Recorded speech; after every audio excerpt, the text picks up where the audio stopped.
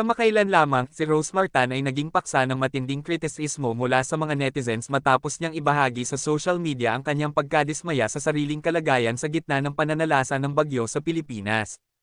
Sa isang post na kanyang ibinahagi, inilahad ni Rosemar ang kanyang saloobin tungkol sa kanyang guilt habang komportable siyang nakahiga sa kanyang malambot na kama, habang may mga kababayan siya sa Bicol na labis na nahihirapan dahil sa baha at bagyo.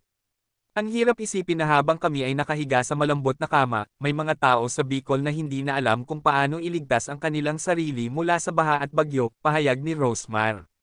Details in the comment.